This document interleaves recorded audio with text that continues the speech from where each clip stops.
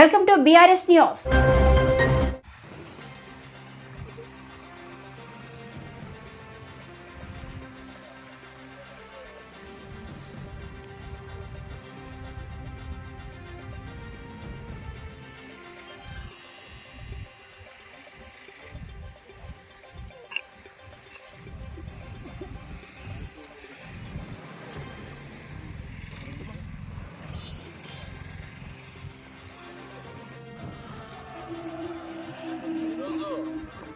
ఆంధ్రప్రదేశ్ రైతు సంఘం ఆధ్వర్యంలో మన కర్నూలు జిల్లాలో మరి అధిక వర్షాల వల్ల నష్టపోయిన పంటలని పరిశీలిస్తున్నాము.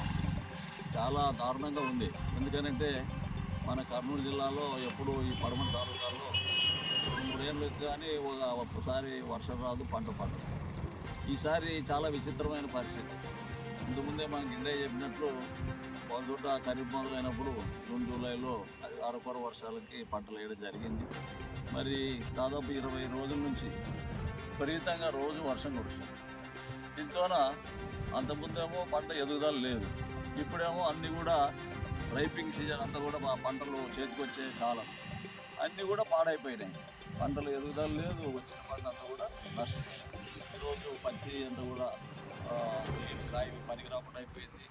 పత్తి, ఉల్లి, టమోటా, వేరుశనగ అన్ని పంటలు మొత్తం అంతా కూడా నష్టపోవడం జరిగింది. దీంతో రైతులు మరి వాళ్ళు పెట్టిన పెట్టుబడి కూడా చేతికి రావడం లేదు. కనీసం తర్వాత బ్యాంకుల్లో అప్పులు పెరిగిపోతున్నాయి. వీటికన్నింటితో కౌలు రైతులు మరి కౌలు కూడా కట్టాలి. ఈ పరిస్థితుల్లోన రైతులు జన్మజీవనంగా ఈరోజు ప్రభుత్వం మీద ఆధారపడి ఉన్నారు.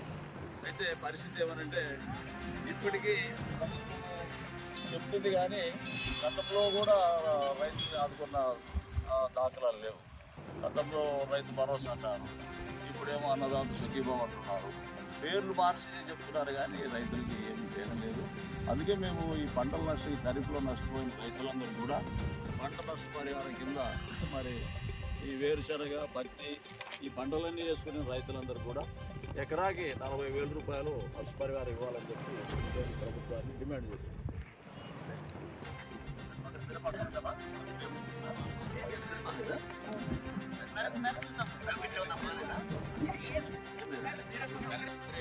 తెలియజేస్తామన్నా మనం చేసే కార్యక్రమాల్లోనూ రైతులు కూడా పాల్గొనాలని చెప్పి, రావాలని చెప్పి కూడా వారందరూ కూడా మరి విజ్ఞప్తి చేస్తూ ఉన్నాం.